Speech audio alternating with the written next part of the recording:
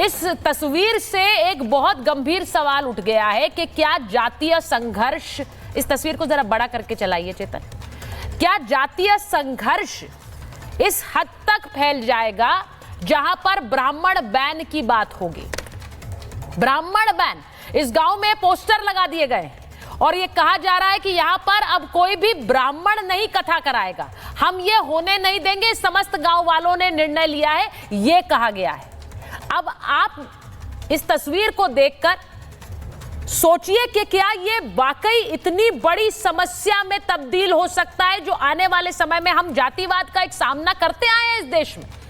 लेकिन क्या ये जो प्रकरण हुआ है उसके बाद की ये तस्वीर है? मैं फराज साहब सबसे पहले आपसे पूछ रही हूं, क्योंकि आपके नेता ने जब ये कहा कि देखिए उनका अपमान किया, हमने उनको लाकर सम्मानित किया, अब मुझे बताइए इसकी काट क्या है? यहां गांव में कह दिया चोटी कांड के बाद हमने सारे ब्राह्मणों को बैन कर दिया, कोई नहीं करेगा यहां पर कथा। क्या यही होगा अब इस देश में? ये समस्या को थामना था या समस्या को फैला देना था? नहीं सुचारिता जी, देखिए इस तरह की जो बातें हैं कि अगर किसी ने गांव में ये लिख दिया कि यहाँ पर ब्राह्मणों से पूजा करवाना या कथा करवाना नहीं चलेगा, तो ये बहुत ही गलत है, निंदनीय, ऐसा नहीं होना चाहिए। और बहुत सारी चीजें जब से भारतीय जनता पार्टी सुचारिता जी इस देश में आई है तब से ये हुआ है। उत्तराखंड में हम लोग ने देखा कि बोर्ड्स लगाए गए कि यहाँ पर मुसलमानों की एंट्री बैन है। उत्तर प्रदेश के कुछ गाँव में भी ऐसा हुआ। तो भारतीय जनता पार्टी जब से आई है तब से कुछ ये जातिवाद का और सांप्रदायिक उन्माद का हम लोग देख रहे हैं सुचारिता जी, जो एक खेल चल रहा है वो पूरी दुनिया देख रही है।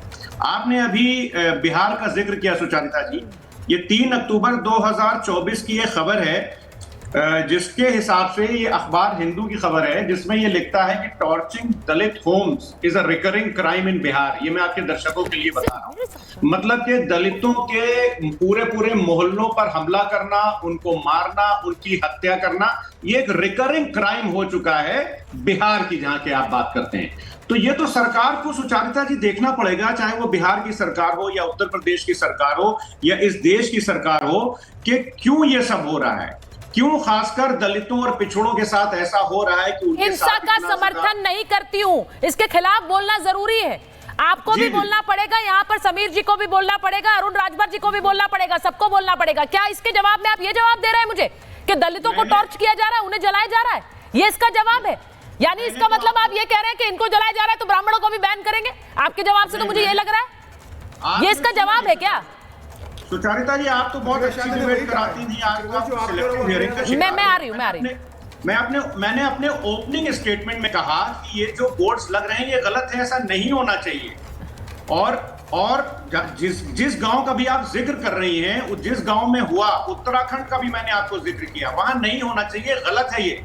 जातिवाद, जाति के आधार पर हिंसा नहीं होनी चाहिए।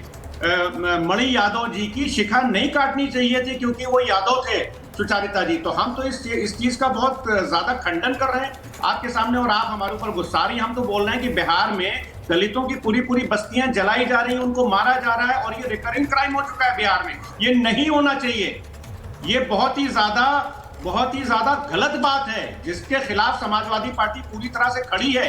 लेकिन ये तो नीतीश कुमार जी को देखना पड़ेगा ना, because we are talking about Bihar, हम बिहार की बात कर रहे हैं।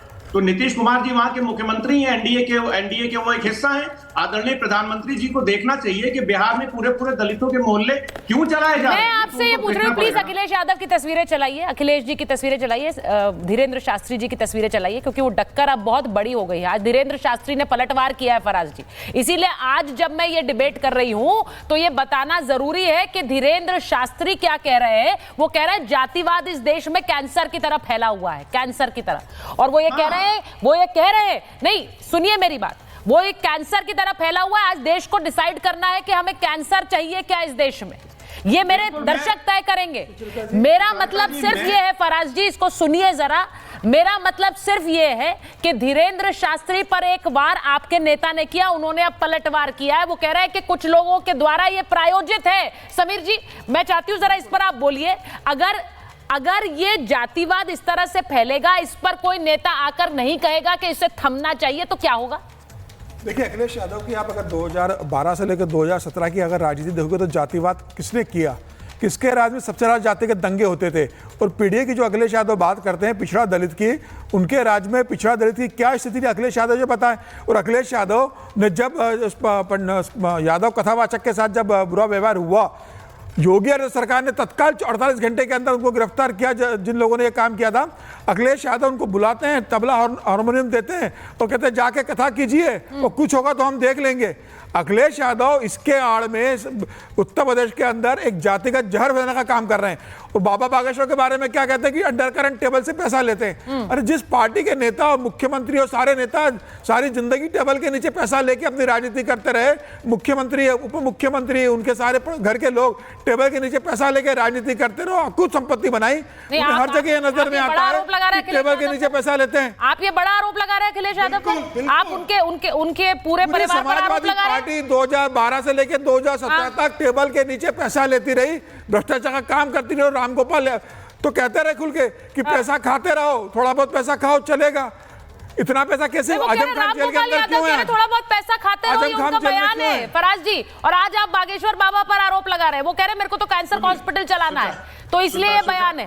देखिए सुचारिता जी, मैं नॉर्मली डिबेट्स में कभी पर्सनल अटैक नहीं करता हूँ। नहीं, वो कर रहे हैं आपके नेता पर, तो आप जवाब दीजिए। अरे सुनिए तो मैडम, चौगांवकर साहब जो हैं वो एक वरिष्ठ पत्रकार हैं और उन्होंने रामगोपाल जी का भी जिक्र किया, तमाम चीजों के जिक्र किए। मैं चुनौती दे रहा हूं चौगांवकर साहब को कि ये साबित कर दें कि अखिलेश यादव जी के राज में क्राइम ज्यादा था और अब जो है वो कम हो गया है। मैं एनसीआरबी की पूरी किताब लिए बैठा हुआ हूं, एक एक आंकड़े को मैं बता। 2017 से एक भी दंगा बता दो उत्तर प्रदेश में हुआ जातिगत को लेकर। अरे सर, ये जनता को 64 दंगे अखिलेश यादव के कार्यकाल में हुए थे। अरे सर सुनिए आप बताइए, दंगा बताइए 2017 से लेकर 2024 के बीच में। अरे सर, मैं बता रहा हूं आपको, जो रॉइट्स हुए उत्तर प्रदेश में एज पर एनसीआरबी 2022। अरे जिसके सरकार में अतीक अहमद डिसाइड करते थे थानेदार कौन होगा। अच्छा ठीक है, समीर जी उन्हें बोलने दीजिए, वो अपनी बात रख रहे हैं। आपने व्यक्तिगत आरोप अखिलेश यादव पर लगाया है, वो उसका जवाब दे रहे हैं, क्योंकि आपने कहा कि वो अंडर द टेबल पूरी सरकार में पैसा लेते रहे और अब ये देखिए ये धीरेन्द्र शास्त्री पर पैसे का आरोप लगा। बोलिए सुचारिता जी, पत्रकारिता को भी मैंने बहुत करीब से देखा है और मैंने अपना कैरियर शुरू किया था एक बहुत बड़े न्यूज़पेपर, इंग्लिश न्यूज़पेपर से। तो चौगांवकर साहब को भारतीय जनता पार्टी से अंडर द टेबल पैसे मिल रहे होंगे, क्योंकि ये खुलेआम भारतीय जनता पार्टी की वकालत कर रहे हैं। और ये अगर ये पत्रकार होते, सच बोल दो तो पार्टी का प्रवक्ता बना दो आप बताइए ना कितने दंगे हुए योगी आदित्यनाथ की सरकार में, जातिवाद को लेकर कितने दंगे हुए आप बता दीजिए। तो सुनिए, आपको मैं एक्सपोज करूंगा। देखिए मैं हमेशा ये कहती हूँ, देखिए सुनिए मेरी बात, मैं आपसे फराज जी, आपसे समीर जी, आपसे दोनों से ये कहती हूँ, व्यक्तिगत आरोप लगाएंगे तो व्यक्तिगत जवाब वापस मिलता है। आप आरोप लगा रहे हैं, उन्होंने आरोप लगाया, अब वो आप पर वापस लगाएंगे। मुझे लगता है मुद्दे पर रहते हैं। उन्होंने सिर्फ ये कहा कि आपके कार्यकाल के दौरान क्या इस तरह की डीलिंग्स हुई, वो इस पर सवाल उठा रहे हैं। वो कह रहे हैं समाजवादी पार्टी की सरकार के दौरान हुआ है। जवाब